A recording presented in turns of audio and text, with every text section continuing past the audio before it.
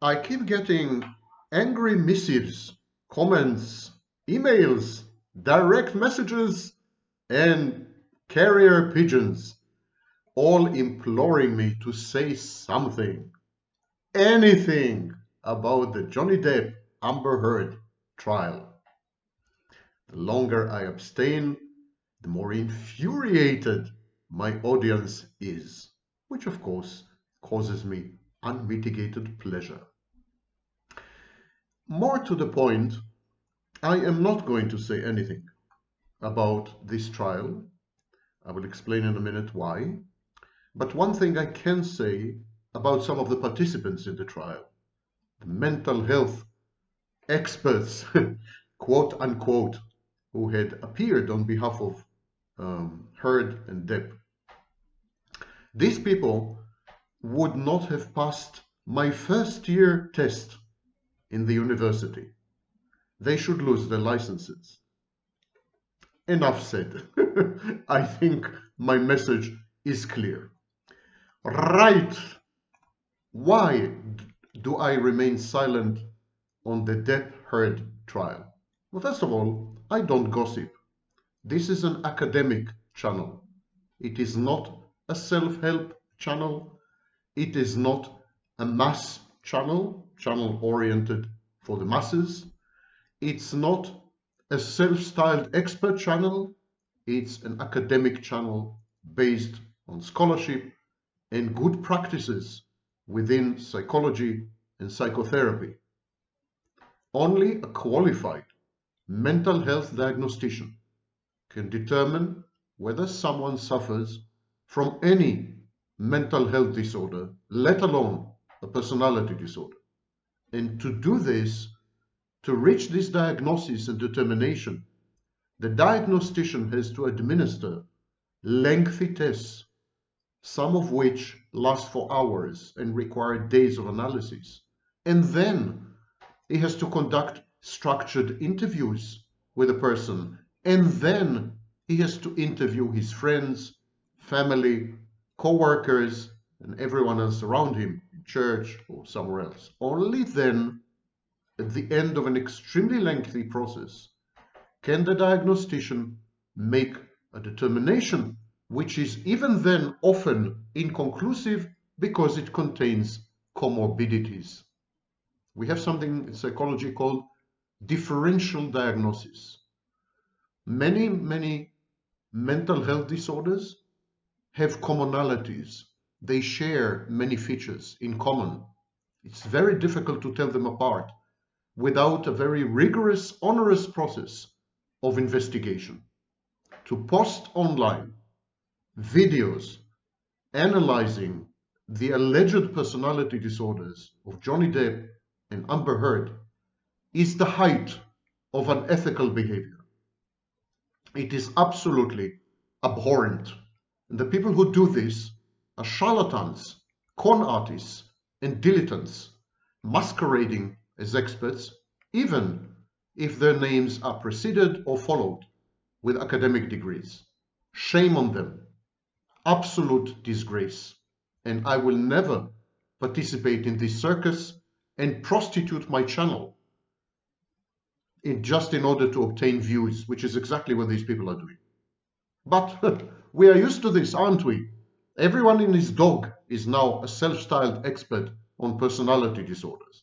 People who even possess PhDs and so on, even people who are professors of psychology, they don't necessarily have expertise in personality disorders. Psychology is an enormous field.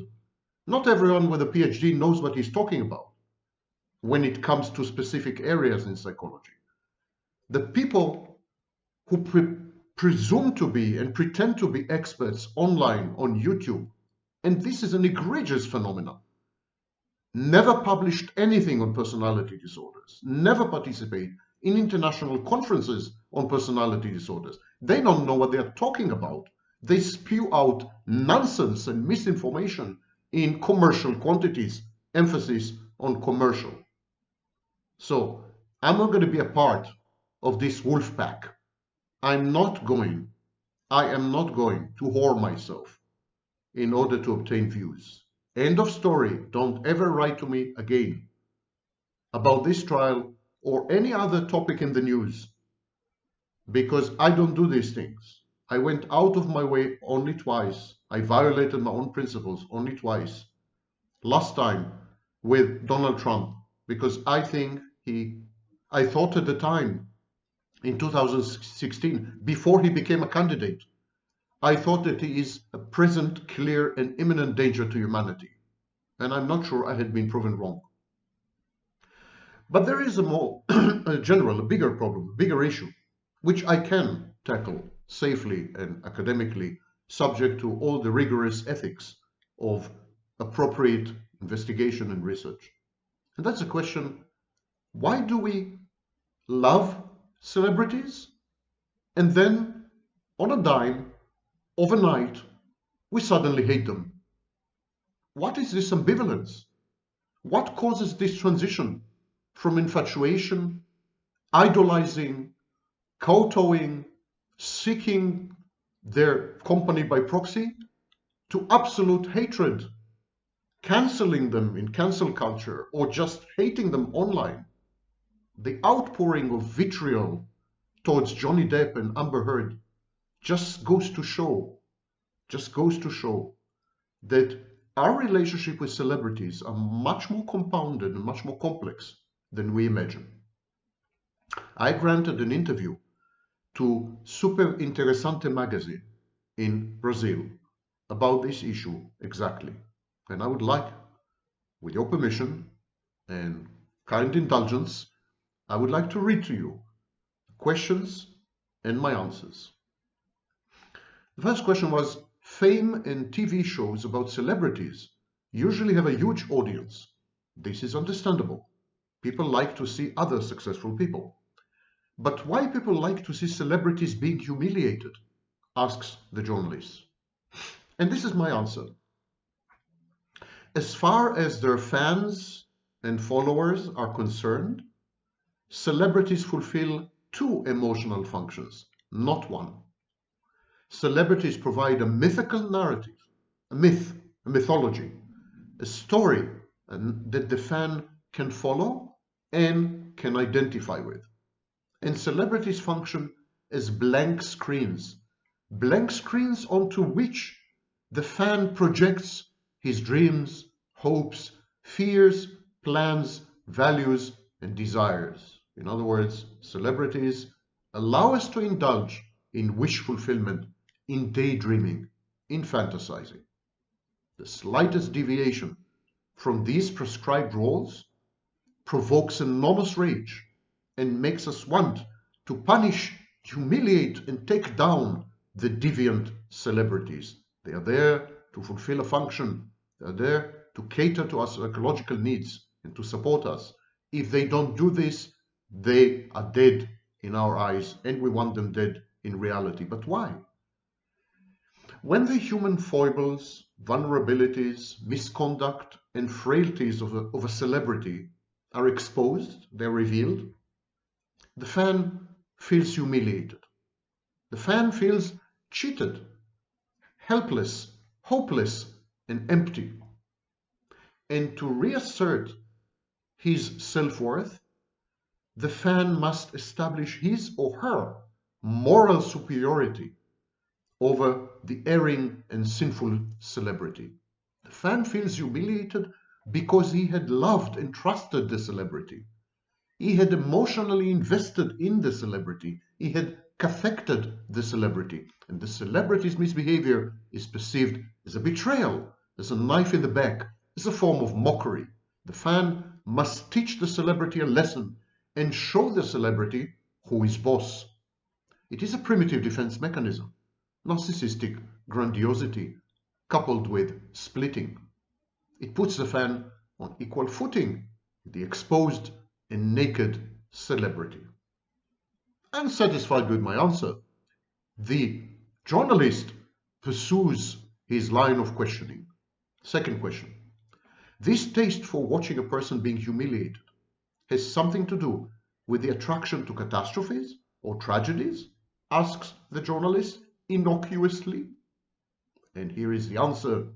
of Sam Vaknin.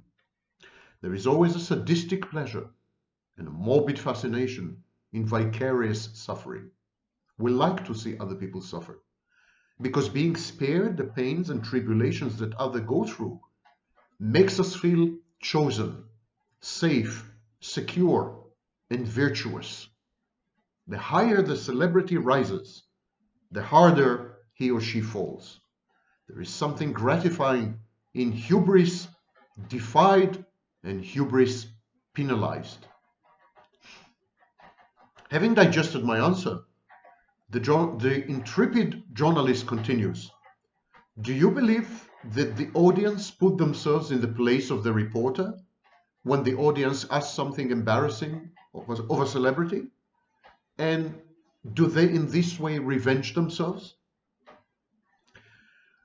I answer, I used to be, by the way, a journalist and an editor, and then an editor-in-chief, so I was heavily involved in journalism for close to 20 years. I answer, the reporter represents the bloodthirsty public. It's like gladiator sports in the Colosseum.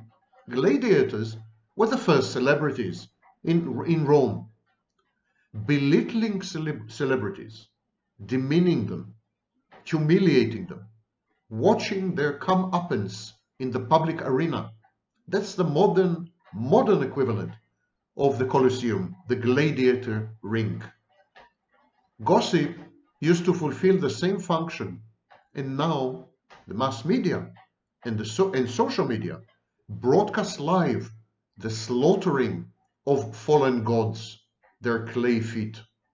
There is no question of revenge here, just schadenfreude, the guilty joy, the glee of witnessing your superiors penalized and cut down to size and brought to your level. It's a question of relative positioning. There are two ways about it. You can elevate yourself to the level of a celebrity, but few people are capable of this. The other option is to bring the celebrity to your level, which most people do, however, vicariously and unnoticeably. The reporter continues, in your country, who are the celebrities people love to hate? Now, I'm not sure which country he refers to. I've lived in 15 countries, but I had assumed that he means Israel. Israelis like to watch politicians and wealthy businessmen reduced, demeaned, and slighted. In Macedonia, where I live right now, all famous people, regardless of their vocation, are subject to intense, proactive, and destructive envy. This love-hate relationship with their idols, this ambivalence, is attributed by psychodynamic theories of personal development to the child's emotions towards his parents. You idolize your parents, but then you gradually begin to envy them. Freud called it the Oedipal complex in the case of boys, and the Electra complex, Jung called it the Electro complex in the case of girls. There's an element of envying these godlike figures who are omnipotent and omniscient and infallible, your parents, and you carry this forward. Celebrities, in other words, engage in transference. They become stand-in for siblings and parents. Indeed, we transfer and displace many negative emotions that we harbor onto celebrities, a form of projection. Totally bedazzled by my inscrutable answer, the reporter continues, barely standing on his feet. I would never dare ask some questions that the reporters from Panico, another outlet, asked the celebrities. What are the characteristics of people like these reporters? Well, allow me to speculate. Sadistic, ambitious, narcissistic, lacking in empathy, self-righteous, pathologically and destructively envious, with a fluctuating sense of self-worth, possibly an inferiority complex. In short, me. Next question. Do you believe the actors and reporters want themselves to be as famous as the celebrities that they are teasing? Because I think it is almost happening. They are becoming celebrities, these reporters and these actors. My answer, the line today between influencers and reporters and their subjects, this line is becoming thinner by the day owing to the leverage of social media like TikTok, Instagram, Facebook, and so on. Newsmakers and news people are celebrities today merely because they are public figures and regardless of their true accomplishments. What you see is what you get, but what you get makes you a celebrity. You appear an X amount of time on the screen, you automatically become a celebrity. The celebrity is famous for being famous. Of course, such journalists are likely to fall prey to up-and-coming colleagues in an endless and self-perpetuating food chain. The insistent reporter continues, I think that the fan-celebrity relationship gratifies both sides. What are the advantages that the fans get? And what are the advantages the celebrities get? What do both get out of such relationships? My answer, there is an implicit kind of hidden contract between a celebrity and his fans. The celebrity is obliged to act the part. The celebrity should fulfill the expectations of his admirers. He should not deviate from the roles that these fans and followers impose on him, and he accepts implicitly by agreeing to become a celebrity. In return to his obsequiousness, in return to his role-playing, the fans shower the celebrity with adulation. They idolize the celebrity and make him or her feel omnipotent, immortal, larger than life, omniscient, superior, and sui generis, unique. But what are the fans getting for their trouble? This requires a sip of red wine. I think what the fans are getting, above all, is the ability to vicariously share the celebrity's fabulous and usually partly confabulated existence. The celebrity becomes their representative in fantasy land. The celebrity is an extension, a proxy, the reification and embodiment of the deepest desires and most secret and guilty dreams of the fans. In this sense, it's a narcissistic process. The narcissist treats people around him as extensions, and the fans treat celebrities as extensions. Many celebrities are also role models. They are father and mother figures, as I mentioned. Celebrities are proof that there is more to life than drab and routine and the mundane. Celebrities show us that beautiful, no, scrap this, perfect people do exist, and that they do lead charmed lives. There is hope yet. This is the celebrity's message to his fans. You can also become a celebrity one day. The celebrity's inevitable downfall and corruption is the modern day equivalent of the medieval morality play.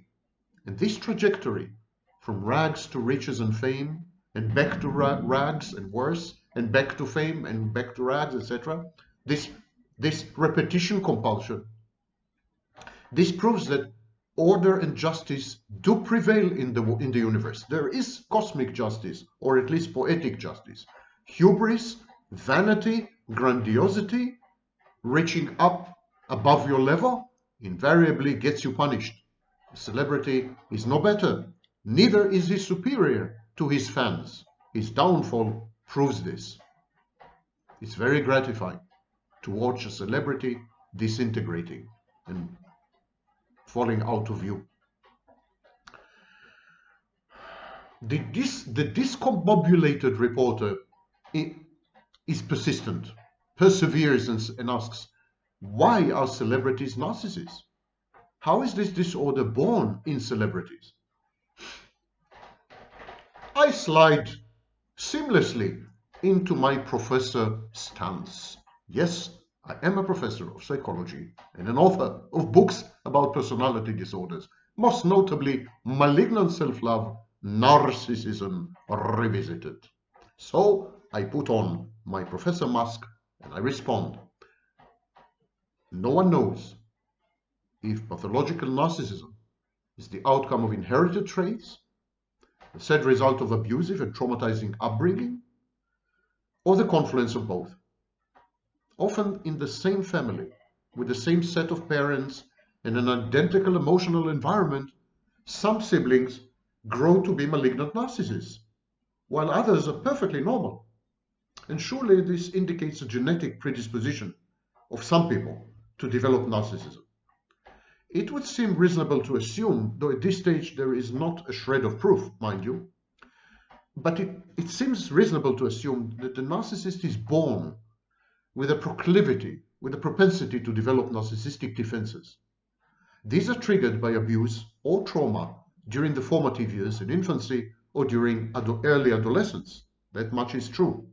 The trigger is trauma and abuse. By abuse, I'm referring to a spectrum of behaviors which objectify the child, treat the child as an extension of the caregiver, the parent, or an instrument of gratification. Every behavior that doesn't allow the child to place boundaries, to separate, to individuate, all these behaviors are abusive. So doting, smothering, spoiling, pampering are as abusive as beating and starving the child. Abuse can be dished out by peers as well as by parents, and it can be the behavior of adult role models like teachers. Okay, back to celebrities. Not all celebrities are narcissists, but some of them surely are. We all search for positive cues from people around us. These cues reinforce in us certain behavior patterns. There is nothing special in the fact that the narcissist celebrity does the same. They also search for cues, for feedback. However, there are two major differences between the narcissistic and the normal personality. The first difference is quantitative. The normal person is likely to welcome a moderate amount of attention, verbal attention, non-verbal attention. Healthy people want attention in the form of affirmation, approval, or even admiration. But when healthy people are exposed to too much attention, it is perceived as onerous, difficult, an intrusion, best avoided. Destructive and negative criticism is avoided by healthy people altogether. The narcissist, in contrast, is the mental equivalent of an alcoholic. He is insatiable. He is a hole without a bottom. He is a bottomless pit. The narcissist directs his entire spectrum of behaviors, the entire panoply of conduct. In fact, the narcissist directs his life to obtain these pleasurable tidbits of attention. The narcissist embeds this narcissistic supply in a coherent, completely biased picture of himself, the grandiosity, the cognitive distortion of grandiosity. Then, the narcissist uses narcissistic supply to regulate his labile, fluctuating sense of self-worth and self-esteem. And this is a full-time job. He needs narcissistic supply every second of every minute of every day. To elicit constant interest, the narcissist projects onto other people a confabulated, fictitious version of himself known as the false self, and he tends to escalate behaviors. As people develop tolerance to the narcissist, to his tricks and stratagems and gimmicks, to his eccentric and idiosyncratic behaviors, when they become inured, unresponsive to all his misconduct and all his attempts to attract attention, when they pay him no heed and they don't see him anymore, he escalates. The false self is everything the narcissist is not. False self is omniscient, all-knowing, omnipotent, all-powerful, charming, intelligent, infallible, rich, well-connected, etc. The narcissist actually is not. So he has to act. It's play acting. And he radicalizes his play acting to extremes. The narcissist proceeds then to harvest reactions, not to himself, but to his projected image. All the reactions the narcissist garners is to his false self, not to his self. That's why he needs constant reassurance. That's why he works ceaselessly, indefatigably to obtain supply. from family members, friends, co-workers, neighbors, business partners, from colleagues, if the adulation, the admiration, the attention, the fear, the respect, the applause, the affirmation, if these are not forthcoming, the narcissist demands them, extorts them. Money, compliments, a favorable critique, an appearance in the media, a social conquest, a career centered around attention. All these are converted into the same currency in the narcissist's mind, the currency we call narcissistic supply. So the narcissist is not really interested in publicity per se. The narcissist doesn't really want to be famous or a celebrity or any of these. He is concerned with the reactions to being famous. He is concerned with the responses to being a celebrity. The very fact that he is a celebrity or famous or accomplished means nothing to him because there's no him. There's no self, there's nobody there. It's an emptiness, it's a void.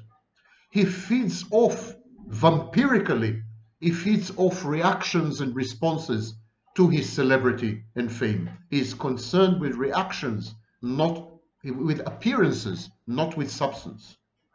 He monitors how do people watch him, how they notice him, how they gossip and talk about him, how they debate his actions. It proves to him that he does exist through the gaze of these people. The narcissist is a piece of collective action, is a kaleidoscope. The narcissist goes around hunting and gathering the way the expressions on people's faces change when they notice him. He places himself at the center of attention or even as a figure of controversy, anything to garner attention. He constantly and recurrently pesters those nearest and dearest to him in a bid to reassure himself that he is not losing his fame, his magic touch, the attention of his social milieu. This is where celebrity comes from. It's a variant of narcissism. The celebrity is a false self, writ large, leveraged through media, show business, and social media. It's a false self, it's false, it's fake. Behind it, there's a Wizard of Oz, cowering, small child, insecure not only of himself because he has no self, insecure of his own very own existence. To feel alive, he needs to suck on other people's attention interminably. And this is what celebrity is all about.